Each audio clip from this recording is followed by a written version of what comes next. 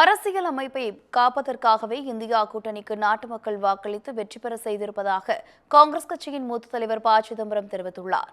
சென்னை சத்தியமூர்த்தி பவனில் செய்தியாளர்களை சந்தித்த ப. சிதம்பரம், நடந்து முடிந்த மக்களவைத் தேர்தலில் தார்மீக வெற்றி என்பது காங்கிரஸ் கட்சிக்குதான் என தெரிவித்தார்.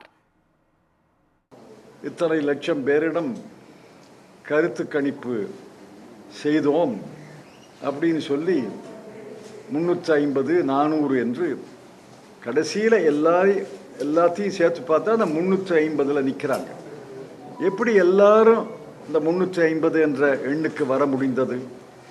அதற்கு காரணம், ஒரு இடத்துல தயாரிக்கப்பட்டு அவர்களுக்கெல்லாம் ஃபோட்டோ காப்பி எடுத்து கொடுத்து இதில் 10 கூட்டி 10 குறைச்சி உங்கள் தொலைக்காட்சியிலே போடுங்கள் என்று சொல்லி எல்லா தொலைக்காட்சிகளிலேயும் இந்த 350, 400 என்ற எண்களை வெளியிட்டு பொய் பிரச்சாரம், மக்களை முட்டாளாக்கினார்கள்.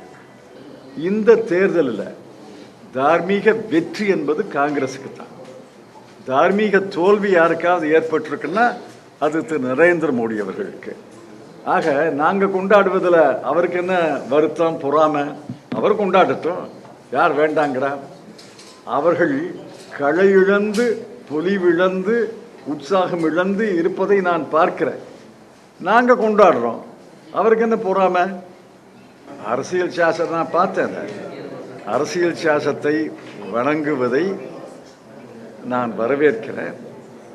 அரசியல் சாசனத்தை வணங்கிவிட்டு அரசியல் சாசனத்தை குலைக்காமல், குலைக்க விடாமல் இந்திய மக்கள் ஒரு பாதுகாப்பு அரணாக இந்தியா கூட்டணிக்கு 240 இடங்களை தந்திருக்கிறார்கள்.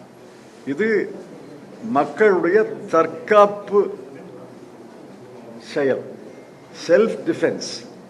தங்களுடைய அரசியல் சாசனத்தை பாதுகாத்துக் கொள்வதற்காக மக்கள் 240 இடங்களை இந்தியா கூட்டணிக்கு தந்திருக்கிறார்கள்.